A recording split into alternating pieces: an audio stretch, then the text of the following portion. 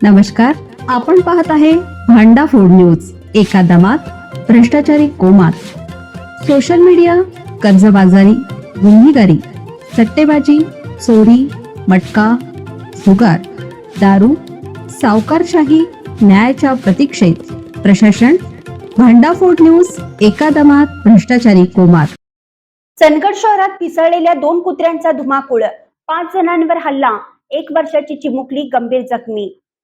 चंदगड शहरात शनिवारी दिनांक 9 रोजी रात्री व रविवारी दिनांक 10 रोजी सकाळी शहरातील 2 पिसाळलेल्या भटक्या कुत्र्यांनी 1 वर्षाच्या बालिकेसह 5 जणांवर हल्ला करून जखमी केलं. यापैकी 1 जखमी 1 वर्षाच्या बालिकेवर बेळगाव येथे उपचार सुरू आहेत. चंदगड शहरात या विचित्र प्रकाराने तीव्र संताप व्यक्त करण्यात येत असून याबाबत नगरपंचायतने ठोस पावले उचलावीत अशी मागणी होत आहे. चंदगड येथील कॉलेज रोडवर शनिवारी रात्री 9:15 एका पिसाळलेल्या कुत्र्याने आझाद गल्लीतील फारुख बेपारी वय वर्ष 18, जिशान मुल्ला वय वर्ष 13 या 2 बालकांसह तरुण रोहित दुबताळे वय वर्ष 30 यांच्यावर हल्ला करून तिघांच्याही उजव्या हाताला जखमी केलं. त्यांच्यावर चंदगड ग्रामीण रुग्णालयात उपचार करण्यात आले.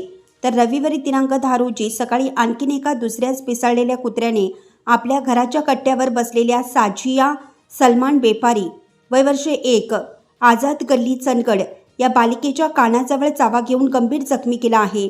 तिला बेळगाव येथे उपचार घेण्याचा सल्ला चंदगड येथील ग्रामीण रुग्णालयातून देण्यात आला आहे.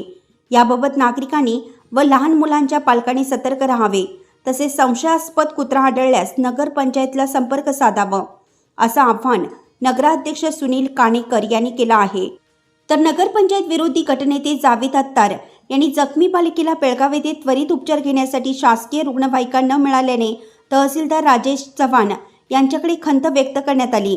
भटक्या कुत्र्यांबाबत नगरपंचायतने योग्य ती खबरदारी घ्यावी अशी मागणी आता शहरातून जोर धरू लागली आहे.